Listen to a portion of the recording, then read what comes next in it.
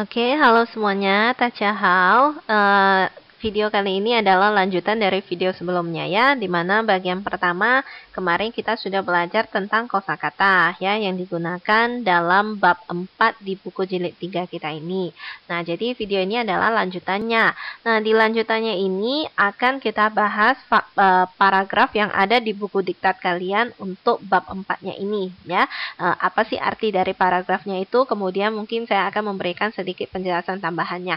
Oke, nah minggu yang lalu ya, karena kita kan saat pertemuan kita cuma seminggu sekali ya. Oke, nah di minggu yang lalu atau di video sebelumnya lah ya. Oke, nah jadi di video sebelumnya itu ada kita bilang beda antara Chuan dengan Chou ya.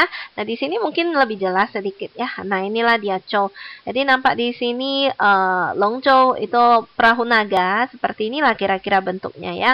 Jadi bentuknya sempit dan memanjang. Kemudian di depannya ada leadernya itu. Biasanya dia akan membunyikan drum gitu. Dia akan memukul drum, memberikan irama supaya yang mendayungnya itu serentak. Kemudian memberikan semangat gitu ya. Itu namanya Longzhou. Oke. Nah, sekarang mari kita lanjut ke slide berikutnya, masuk ke topik pembahasan kita ya.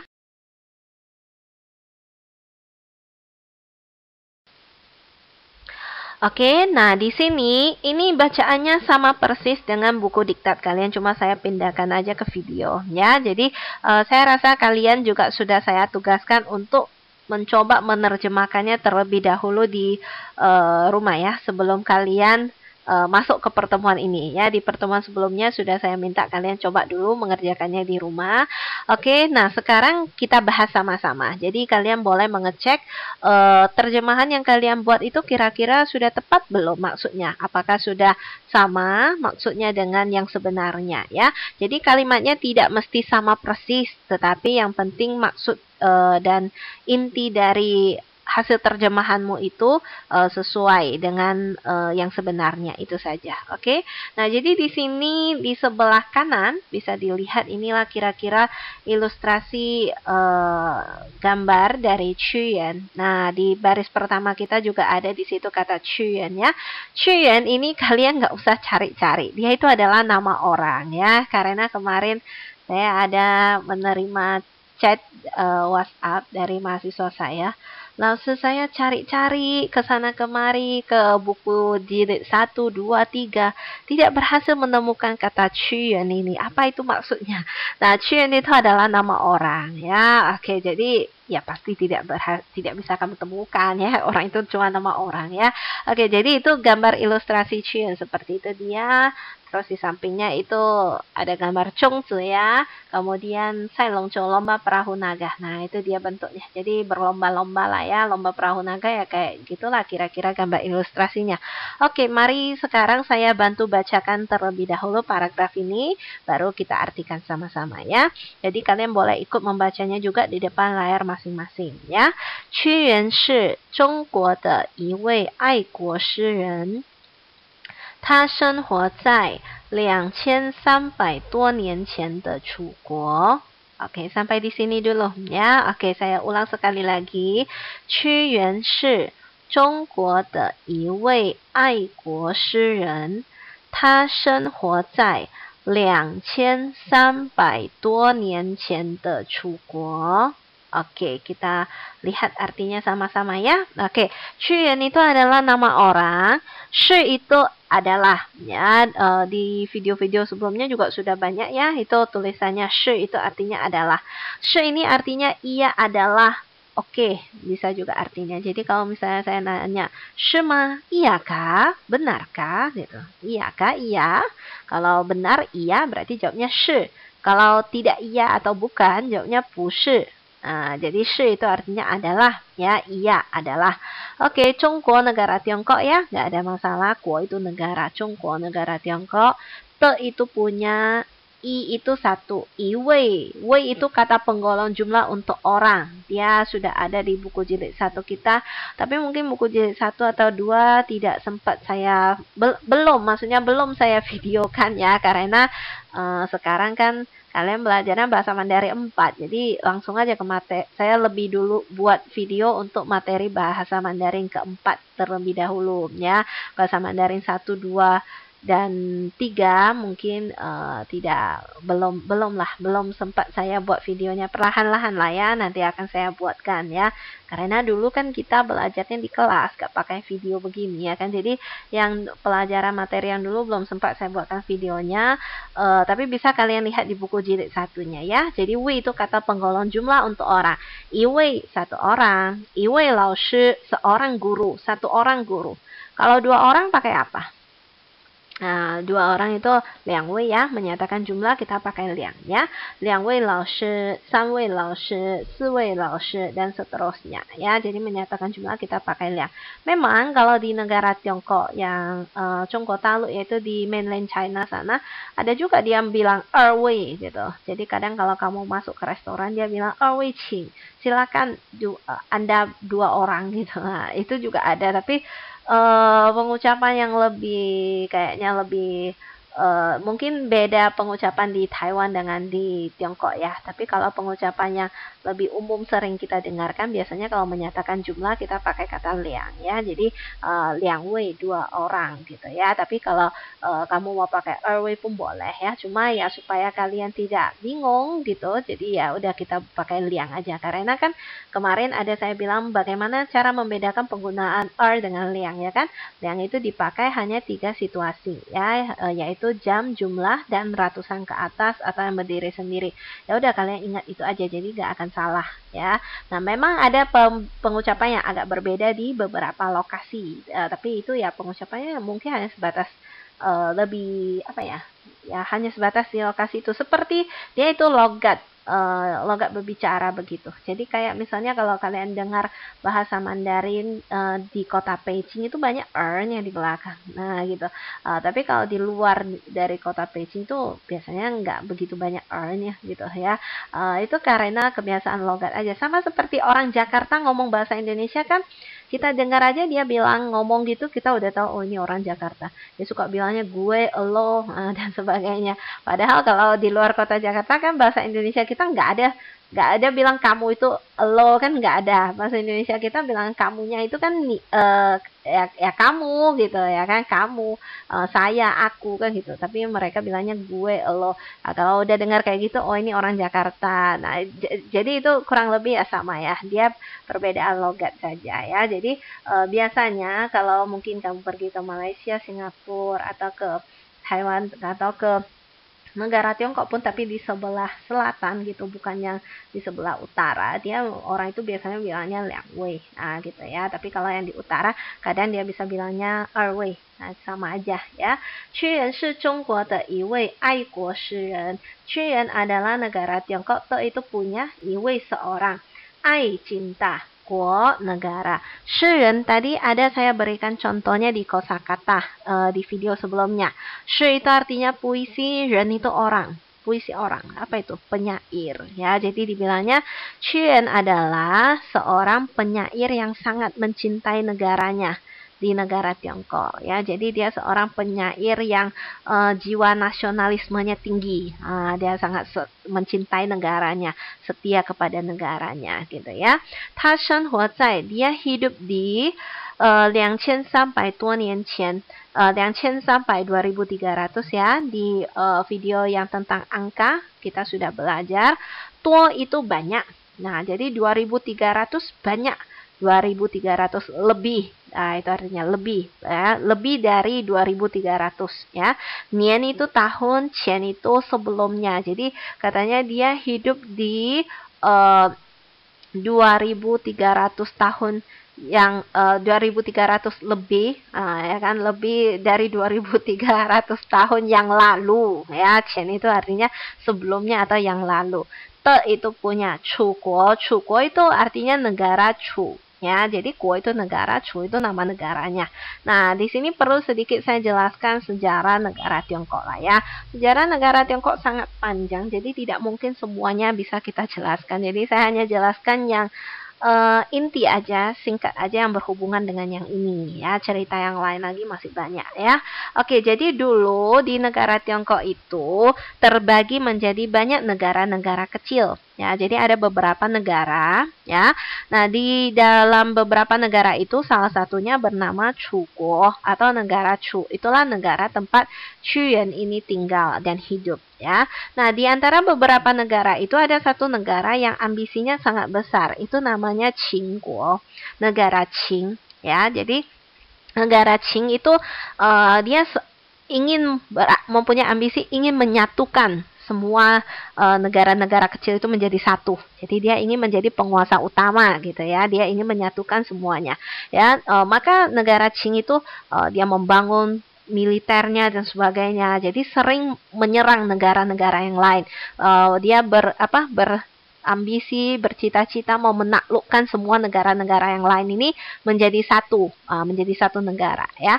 Jadi negara Qing itu pemerintahnya terkenal dengan pemerintahan yang diktator. Nah, kaisar negara Qing yang terkenal itu namanya Qin Shi Huang.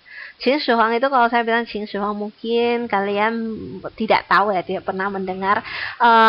Dia adalah kaisar yang di zaman pemerintahannya tembok raksasa Cina selesai dibangun. Nah, kalau dibilang begitu mungkin kalian ada gambarannya ya. Wanli Changcheng, tembok raksasa Tiongkok, tembok raksasa Cina itu ya dibangunnya ya di zaman dinasti Qing, di pemerintahan kaisar negara Qing inilah ya. Nah, jadi kaisar yang terkenal di negara Qing itu namanya Qin Shi Huang. Dia kaisar yang sangat-sangat kejam sekali ya. Jadi selain dia memerintahkan orang membangun tembok raksasa Tiongkok itu, kemudian dia juga membuat kuburan bawah tanah yang sangat mewah, luar biasa mewahnya, kayak satu kota di bawah tanah gitu ya. Itu makamnya itu barang-barang purbakalanya itu berhasil ditemukan. Sekarang ada di Xi'an ya. Jadi kalau kalian berwisata ke Xi'an di negara Tiongkok, di situ ada Qing Huangling, ada kuburan dari kaisar negara Qing ini ya. Jadi di makam-makamnya itu pokoknya dibuat sama persis seperti kota di masa dia hidup ya. Jadi ada patung orangnya dengan skala 1:1, itu namanya Ping Mayong. Jadi semua tentaranya ada, kuda-kudanya ada, ya kan? Pokoknya pelayannya ada, dayang-dayangnya ada. Pokoknya sama persis lah dengan kehidupan ketika dia masih hidup gitu ya. Jadi Qin Shi Huang itu terkenal dengan kekejamannya ya. Untuk membangun sebegitu mewah istananya ketika dia masih hidup dan istana kuburannya itu, kemudian mendirikan tembok raksasa. Banyak masyarakat di pemerintahan dia itu hidupnya sangat menderita karena dia kan orangnya ambisinya sangat besar, dia mau menaklukkan negara-negara yang lain. Jadi setiap saat aja perang terus menerus, tidak bisa hidup damai. Terus masyarakatnya dikenakan pajak yang sangat tinggi ya kan. Membangun bangunan-bangunan itu semua kan butuh uang ya kan, jadi dikenakan pajak yang tinggi. Pemerintahannya diktator gitu, sehingga kehidupan masyarakat saat itu tidak baik di zaman pemerintahan Qin Shi Huang ini ya. Jadi nah di zaman dahulu juga ada namanya kayak wartawan gitu ya. Jadi orang-orang sejarawan menuliskanlah kekejamannya di catatan gitu, di catatan sejarah. Nah, jadi Qin Shi Huang ini dia walaupun kejam, dia nggak mau generasi-generasi berikutnya itu tahu kekejamannya. Maka dia melakukan Fen Shu Keng Lu. Kemudian Fen Shu Keng Lu itu artinya adalah membakar buku-buku, kemudian mengkubur hidup-hidup orang yang mengenal tulisan. Jadi dia tidak mau kalau kekejamannya itu diketahui oleh generasi-generasi berikutnya. Jadi dibunuhnya semua orang yang tahu tulisan. Terus semua buku-buku itu dibakar, ya kan, supaya nggak ada bukti lah, kan gitu ya. Tapi ternyata ya kekejamannya itu sampai sekarang juga orang juga tahu ya, karena ya dari bangunan-bangunan itu aja udah nampak itu adalah bukti dari kekejamannya ya. Jadi seperti misalnya tembok raksasa Tiongkok ataupun di kuburannya itu, di dalamnya itu kan udah ribuan tahun kan udah ada yang rusak ya, batu-batunya udah jatuh atau rusak. Nah, ketika renovasi atau apa itu kadang di dalamnya bisa ditemukan ada bekas tulang manusia yang dikubur di sana, atau di kuburannya itu dia semua orang yang mengukir atau para seniman yang disuruh membuat arsitektur gitulah ya di zaman dahulu itu yang disuruh membuat kuburannya itu, ya setelah mereka membuat kuburan itu ya semuanya dibunuh karena dia gak mau musuhnya itu tahu di mana letak kuburannya karena takut kuburannya itu dirusak. Nah, jadi di dekat kuburannya itu di situ banyak ditemukan tulang-tulang manusia. Mereka para sejarawan ahli purbakala itu menilai orang-orang itu adalah yang dibunuh karena mereka lah yang membuat kuburan itu. Jadi setelah siap dibuat kuburannya itu ya mereka dibunuh semuanya gitu supaya gak ada orang yang mengkasih tahu di mana letak kuburan itu gitu. Jadi ya dari sana aja udah tahu gimana ya pemerintahan di zaman dinasti Qing ini ya. Nah, tetapi Kaisar Qin Shi Huang ini atau negara Qing ini, dinasti Qing ini tidak lama kok ya berkuasa. Jadi setelah dia meninggal, anaknya naik tahta, anaknya langsung digulingkan, pemerintahannya dikudeta sama pelayan istananya dan sebagainya. Itu tidak kita bahas lah ya. Oke, nah Qin Shi Huang ini dia meninggalnya pun bukan di usia yang panjang ya. Jadi bukan kadang kalau saya bilang begitu ada mahasiswa kakak kelas kalian dulu bilang, oh itu karma dia karena dia jahat kan, makanya umurnya nggak panjang. Ya boleh kita bilang begitu juga. Tapi sebetulnya dia meninggal itu karena ulahnya sendiri juga. Nah jadi Qin Shi Huang ini dia sangat haus dengan kekuasaan. Jadi dia merasakan wah sangat enak sekali jadi kaisar ini ya kan. Harta berlimpah, mau apa dapat apa, berkuasa gitu. Jadi dia ingin hidup selama-lamanya. Dia gak mau mati ya. Jadi walaupun kuburannya dibuat semewah mungkin, tapi dia sebetulnya gak pengen masuk ke kuburan itu. Dia mau hidup selama-lamanya. Maka dia mencari berbagai cara untuk supaya bisa hidup selama-lamanya. Nah, diperintahkan tabib-tabib istana, dokter istananya itu cari buat obat untuk bisa hidup selama-lamanya, bisa changsheng pula, bisa tetap awet muda, tetap maksudnya tetap bugar tapi tidak bisa tua dan tidak bisa mati. Mana ada obat kayak gitu. Tapi kalau dibilang begitu ke kaisarnya, Baginda tidak ada obat seperti ini, langsung dibunuh kan gitu ya kan. Jadi tabib-tabibnya itu juga takut kan gitu. Ya udahlah mereka buatlah ya, mereka mencampur adukkan ini itu dicampur aduk.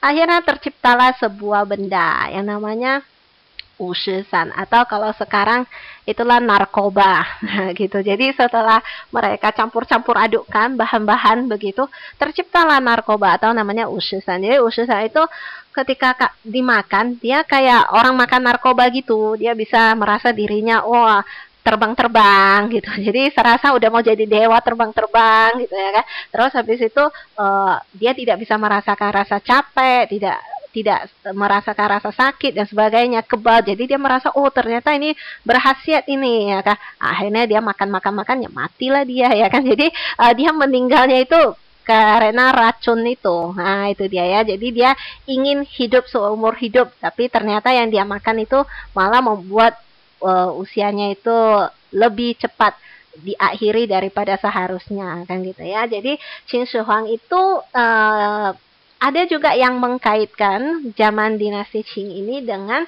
asal mula di negara Jepang. Nah, tadi di video yang sebelumnya itu ada saya jelaskan kalau Jepang itu dulu kan sepertinya itu adalah pulau kosong. Cuma ada orang dari negara Tiongkok pergi ke sana. Nah, itu yang ada cerita rakyat yang mengatakan di sinilah di zaman dinasti Qing ini. Karena kan tadi sudah kita tahu ya kalau Qin Shi Huang ini pemerintahannya kan sangat kejam sekali dan sebagainya. Bahkan ada itu kan cerita rakyat Meng Qiangyu. Oh, tapi kalau dibahas itu lagi nanti terlalu panjang ya. Sudahlah ya. Oke, jadi banyak cerita-cerita rakyat yang di latar belakangi di zaman dinasti Qing yang mengatakan yang mengungkapkan kekejaman dari kaisar dinasti Qing ini, Qin Shi Huang ini. Jadi salah satunya itu dibilangnya di zaman pemerintahnya kan sangat susah ya kehidupan masyarakatnya. Jadi ada seorang Tao Shi atau seorang pendeta gitu. Kalau kalian ada nonton film-film dulu gitu, film Kerasakti, kadang karena kalian ada yang menontonnya dulu di Indosiar ada ya. Dan Kerasakti kan ada di situ yang Tao Shi itu yang bawa kemoceng gitu, yang bajunya warna kuning hitam gitu, kakek-kakek, gitulah itu namanya Tao Shi ya, gambarnya itu ya pokoknya saya rasa kalian tahu lah ya. Jadi kayak pendeta gitu, kakek-kakek gitu. Jadi dia merasa iba lah, kasihan melihat masyarakat hidupnya sangat menderita di sini. Jadi dia pergi menghadap ke Kaisar Qin Shi Huang ini ya. Ini cerita rakyat ya. Jadi kebenarannya kita tidak tahu benar atau tidak tahu ya. Oke. Nah, jadi dia pergi menghadap ke Kaisar ini Qin Shi Huang. Dia mengatakan, "Baginda, saya ada cara untuk mendapatkan obat hidup selama-lamanya gitu ya. Tapi obat itu ada di sebuah pulau dewa gitu. Pulau dewa yang perlu naik kapal pergi ke sana. Jadi si Qin Shi Huang ini bilang, "Oh, nggak masalah, saya sediakan kapalnya asal bisa dapat obat tadi." Maka si pendeta ini, si Tao Shi ini dia meminta ratusan, 500 ya kalau tidak salah, 500 bocah laki-laki dan 500 bocah perempuan. Setelah itu makanan lah ya kan, pokoknya barang-barang yang dia butuhkan dia minta lah ke si Qin Shi Huang, semuanya dipenuhi gitu. Terus rombongan kapal ini naiklah ya, bergeraklah mereka pergi ke Pulau Dewa tadi. Nah, Pulau Dewa itu lokasinya yang dibilang ketika setelah para sejarawan meneliti, ternyata di catatan itu ada tercatat ya kalau Qin Shi Huang ada kayak mensponsori ini rombongannya untuk pergi mencari obat hidup selama-lamanya gitu. Nah, setelah mereka cocokkan, ternyata Pulau Dewa yang dibilangnya itu adalah Pulau Jepang sekarang. Nah, jadi ada banyak sejarawan yang percaya kalau 1000 orang, 500 anak-anak kecil tadi itulah adalah leluhur orang Jepang zaman sekarang. Jadi dulunya Jepang itu pulau kosong, cuma karena kehidupan di sana sudah terlalu terlalu sulit untuk bisa bertahan hidup, maka si pendeta ini bawa anak-anak kecil itu supaya pergi ke tempat yang baru gitu. Jadi sampai di sana rombongan itu nggak pernah balik lagi ke negara Qing ya. Jadi kan katanya mau pergi, mau mencari obat hidup selama-lamanya kan gitu ya. Di Pulau Dewa itu nanti mereka menggunakan anak-anak kecil ini ditukar dengan obat hidup selama-lamanya baru dibawa pulang untuk si kaisar ini. Tapi rombongan itu tidak pernah pulang lagi gitu. Jadi banyak yang menganggap kalau mereka udah sampai di pulau kosong itu ya menetap dan tinggal di sana. Itulah Jepang yang kita kenal dengan sekarang ya. Jadi ada sejarawan menggunakan cerita rakyat ini, terus mereka meneliti, mengambil kesimpulan seperti itu. Tapi apakah itu benar atau tidak ya tidak tahu ya, karena catatannya itu kan juga udah lama ya. Jadi pokoknya ada satu pendapat seperti itu. Jadi seperti yang kita ketahui, negara Qing itu kan kaisarnya sangat kejam, terus ambisius. Dia mau menyatukan semua negara-negara kecil ini. Nah, salah satu dari negara kecil itu adalah Chuguo. Inilah dia tempat Qu Yuan itu tinggal ya. Oke, kita lanjut baris ketiga di slide video kita ini ya. Saya bantu bacakan dulu. Qu Yuan shi tangshi Chuguo de iwei dachen. Jadi katanya Qu Yuan adalah tangshi di saat itu, Chuguo negara Chu ya, te itu punya iwei seorang, dachen apa tadi artinya di kosakata yang video yang kosakata itu? Dachen itu artinya menteri, pejabatnya. Ta feicang reai ziji de guojia. Dia feicang, fei itu bahasa kuno dari pu. Bahasa kunonya itu dari pu kan artinya tidak. Jadi fei dengan pu itu artinya sama, yaitu artinya tidak atau bukan. Cuma kalau kita sekarang, orang zaman sekarang kita bilang pu shi. Orang zaman dulu bilangnya fei ye. Jadi itu ucapan kuno lah, ucapan klasik gitulah ya. Jadi fei itu artinya tidak, chang itu biasa, tidak biasanya, berarti artinya luar biasa. Itu fei chang ya. Jadi fei chang artinya luar biasa. Reai mencintai ziji de guojia, negaranya sendiri. Guojia itu negara, ziji itu diri sendiri. Jadi baris ketiga itu artinya adalah Qu Yuan shi tangshi Chuguo de iwei dachen. Qu Yuan adalah seorang pejabat kerajaan atau menteri kerajaan dari negara Chu pada saat itu. Ya, jadi pada saat itu dia selain seorang penyair, dia juga adalah seorang menteri kerajaan ya, Qu Yuan ini. Ta feicang reai ziji de guojia, dia sangat mencintai negaranya sendiri. Oke, kita lanjut berikutnya ya.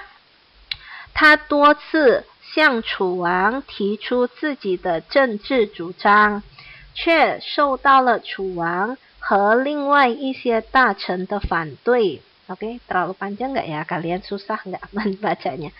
Oke, saya ulang sekali lagi ya. 他多次向楚王提出自己的政治主张. Sampai di sana aja dulu ya. 他多次向楚王提出自己的政治主张. Itu artinya apa? 他 itu artinya dia. Di sini dia laki-laki ya. 多次, 多 itu banyak, 次 itu kali. 一次 satu kali. Dua kali apa? 两次 ya, 3 kali 3次, 4 kali 4次. Oke, jadi di sini 多次, 多 itu banyak, 次 itu kali, banyak kali berarti berkali-kali. Nah, 多次 itu berkali-kali ya. Xiang itu terhadap atau kepada, Chuang kaisar negara Chu atau raja negara Chu.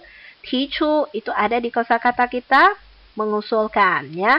Ziqi diri sendiri, te itu punya, 政治 dengan cucang juga ada di kosakata. Pendirian politik.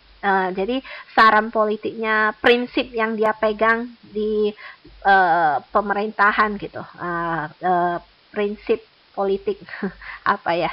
政治主张 artinya pendirian politiknya gitu. Maksudnya yang dia yakini yang betul gitu ya. Oke. Jadi arti dari kalimat ini dia mengatakan dia berkali-kali mengusulkan pendirian politiknya atau usulan bagaimana mengurus negara dengan baik lah gitu artinya ya. Bagaimana mengurus negara dengan baik, bagaimana politik pemerintahan yang baik kepada kaisar negara Chu ya, kepada rajanya, kepada raja negara Chu.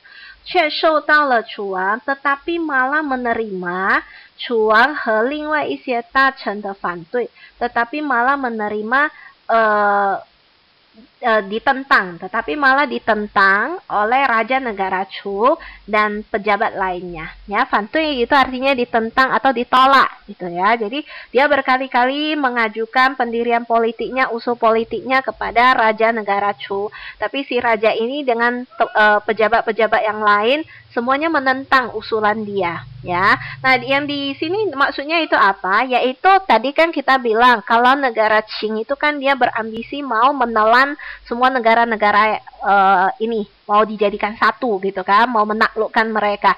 Nah, jadi negara Qing ini dia ada mengirimkan utusan pergi ke negara Chu, tempat Chuan ini tinggal, menjumpai kaisar negara Chu, terus mengajak mereka kerjasama.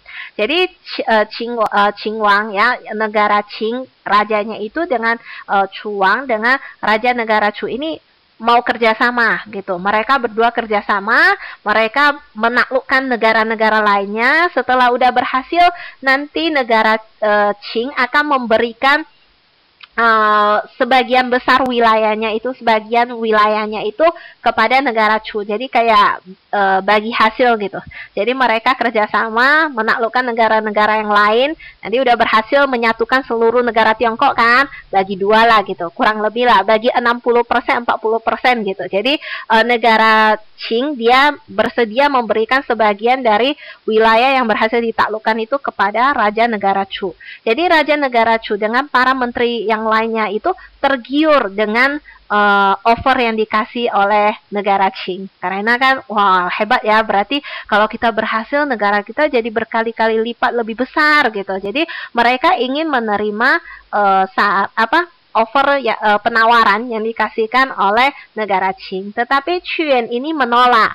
Dia sangat menentang dengan sangat keras gitu. Dia bilang negara Qing itu bukan negara yang bisa menepati janjinya. Nanti kalau udah berhasil ditaklukkan semua negara-negara lainnya, kita juga akan dibinasakan oleh negara Qing tadi gitu ya. Jadi dia tidak percaya dengan janji yang diberikan oleh negara Qing ya. Jadi maka dia menasehati si kaisarnya, jangan percaya, jangan mau baginda gitu. Tapi si kaisarnya ini dengan para menteri yang lain semuanya tergiur dengan penawaran yang dikasihkan negara Qing ya. Jadi itu sebabnya maka dia berkali-kali menasehati kaisar, mengutarakan pendapatnya, tapi ditentang oleh raja negara Chu dan para pejabat lainnya. Terus kita lanjut ya. Hai Bei gan chu le du chen. kemudian dia pun diusir dari ibu kota. Jadi karena dia kan berulang-ulang kali mencari si kaisar, menasihatinya, jangan Baginda, jangan. Tapi si kaisarnya sebetulnya kan udah pengen ikut kerjasama gitu. Jadi ini kayaknya udah saya bilang saya mau ikut, saya kan kaisar kok kamu yang atur-atur kan gitu ya. Jadi si kaisarnya akhirnya marah, terus si Chuan ini dipecat, kemudian diusirlah dari ibu kota, pulang ke tempat yang terpencil lah, maksudnya keluar dari ibu kota ya. Jadi setelah dia sudah diusir dan dicopot jabatannya, Chuan ini menjadi sangat sangat stres gitu ya. Terus dia khawatir memikirkan nasib negaranya karena dia yakin kalau negara Qing itu tidak akan menepati janjinya.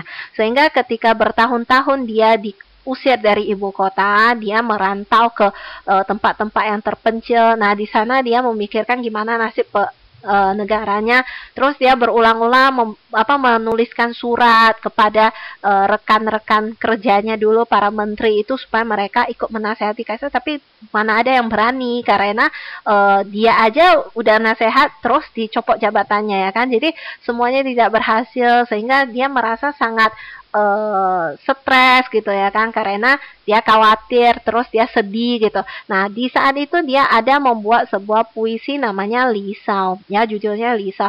Di situ dia mengungkapkan kegelisahan dan kekhawatirannya, terus kekecewaannya dan sebagainya ya. Oke, kita lanjut ke slide yang berikutnya ya. Oke, kita lanjut. 后来屈原在62岁那一年，后来itu artinya kemudian, lalu ya. 屈原 nama orang ya, namanya.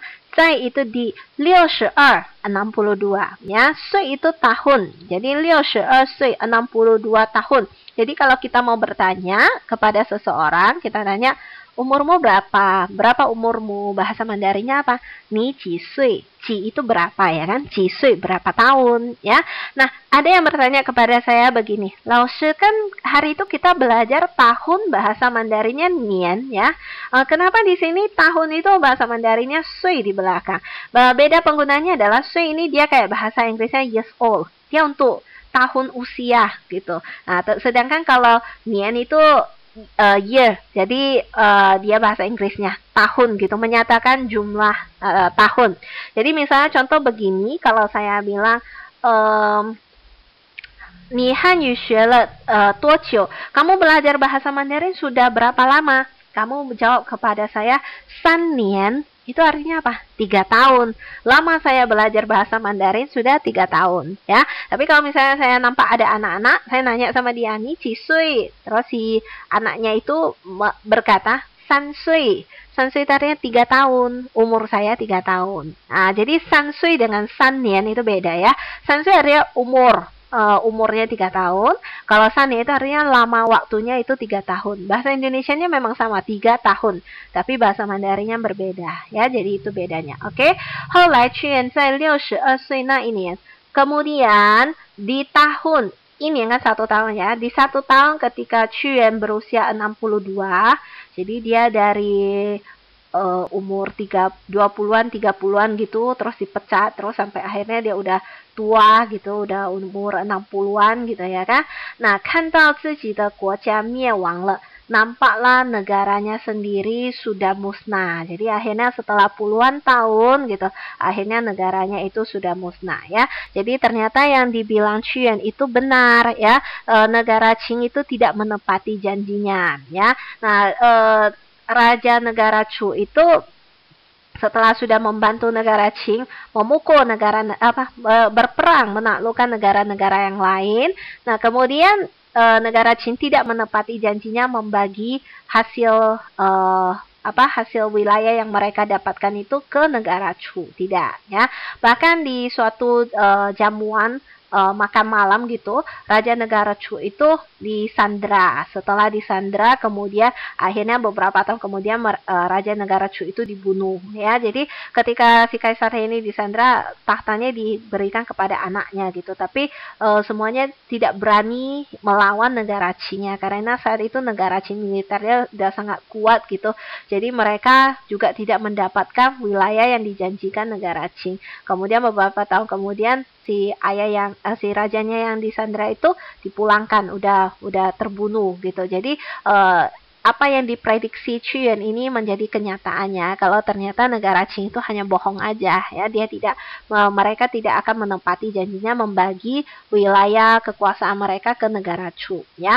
Nah, pada saat itu negaranya ya sudah musnah kan, sudah diambil juga sama negara Qing ya. Jadi katanya ketika di tahun ketika dia berusia 62, dia melihat negaranya sendiri sudah musnah. 他的希望也完全破灭了. Tulisannya agak terpotong sedikit, nggak apa-apa lah ya. Ada kosakatanya di video yang sebelumnya ya. Oke, 他的希望也完全破灭了. Harapan dia juga sudah sama sekali udah musnah, sirna, lenyap. Nah, kita bisa lihat di sini contohnya, Guojia, negara, dia pakai miewang ya.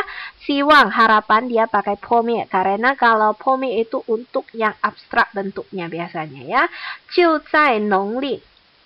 Jiu itu ya, zai itu di, ya di, nongli, kalender lunar, 5月初五. Ini di video yang Imlek atau belajar menyebutkan tanggal dalam kalender lunar ada ya, 5月初五, bulan 5, tanggal 5. 这一天投江自尽了. Di hari ini dia merasa udah gak ada harapan sama sekali lagi, negaranya pun udah musnah gitu ya. Akhirnya di bulan 5, tanggal 5 kalender lunar, dia terjun ke sungai bunuh diri ya. Nah, 屈原投江的消息传开后, Qiyuan nama orang, Toujiang terjun ke sungai ya, melompat ke sungai. Xiaoxi itu artinya kabar, info ya, berita kalau Qiyuan ini terjun ke sungai. Chuan kai tersebar, Hou itu setelah kabar kalau Qiyuan ini terjun ke sungai, kabarnya itu tersebar. Ren itu orang, kalau tambah men di belakang apa artinya kemarin kita sudah belajar di video yang Imlek itu ya. Ditambah men di belakang artinya jamak ya, orang-orang ya, orang-orang masyarakat gitu ya. Bei tong wan fen, sangat sedih ya, sedih sakit sampai 10.000 poin ya kan, bei tong wan fen. Ini artinya sangat sedih lah ya, orang-orang semuanya sangat sedih karena Qiyuan ini adalah seorang menteri yang sangat jujur, setia kepada negara gitu ya. Jadi orang-orang sangat menghormati dia. Ternyata dia bunuh diri gitu ya, terjun ke sungai. Jadi masyarakat sangat sedih. Nah, kemudian masyarakat ini semuanya saling berebut, mendayung sampan, mendayung perahu, pergi mencari dia. Ya, jadi begitu kabar Qiyuan itu terjun ke sungai, tersebar, orang-orang sangat sedih, terus berlomba-lomba, sambil berebutan mendayung perahu mau pergi mencari mayat dari Qiyuan ini. Oke, kita lanjut ke slide yang berikutnya. Oke, lanjutnya. 大家担心江中的鱼. 大家, semua orang, everybody, 大家ya. Makanya pembukaan kita selalu saya bilang 大家好kan. Jadi 大家itu artinya semuanya. 担心itu khawatir, semuanya khawatir. 江中的鱼, 江itu sungai, 中 itu di tengah, 的 itu punya, 鱼 itu ikan.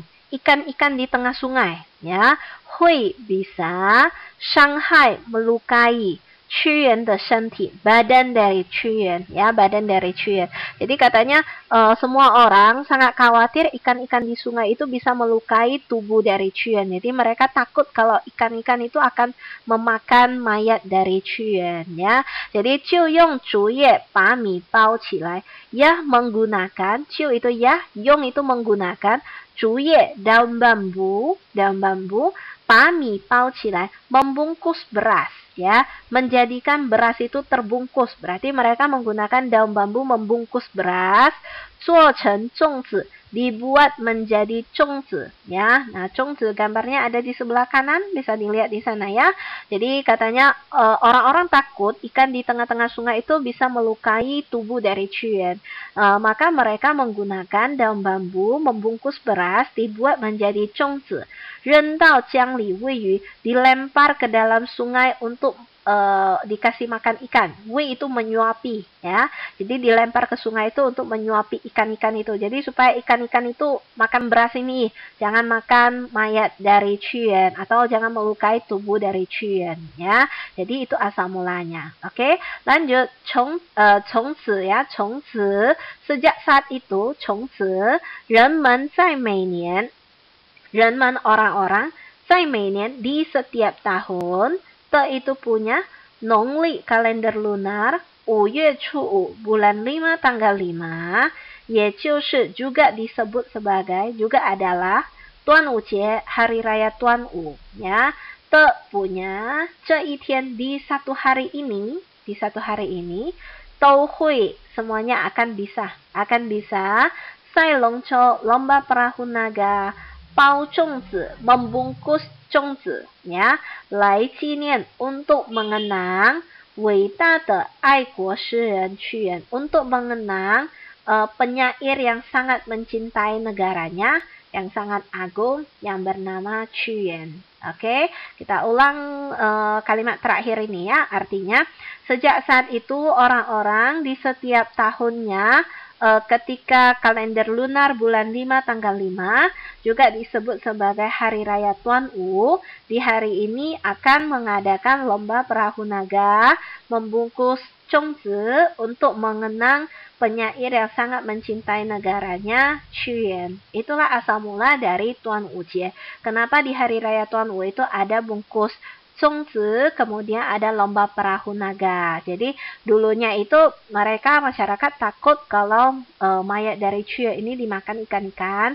Jadi mereka ambil daun, bungkus-bungkus beras, terus dilempar-lempar ke sungai supaya ikan-ikan itu makan beras itu, jangan makan mayat dari Qiyuan, ya. Kemudian ketika mereka berlomba-lomba mau mencari tubuh dari Qiyuan itu, ikan-ikan itu kadang kan menghalangi gitu, ya, menghalangi pencarian mereka, maka mereka itu akan membunyikan bunyi-bunyi yang keras, ya, diketok-ketok panci lah apa gitu, supaya ikan-ikan itu lari gitu, ya. Nah, jadi itu adalah asal mula dari Sai Longco, lomba perahu naga. Maka di lomba perahu naga itu biasanya yang menjadi ketua itu ada membunyikan drum gitu, ya. Jadi dia ada memukul drum gitu, terus itu asal mulanya dari sana. Tapi kalau sekarang sih supaya semangat, ya, yang mendayung, terus iramanya serentak. Jadi bentuk ilustrasinya bisa kalian lihat di sebelah kanan.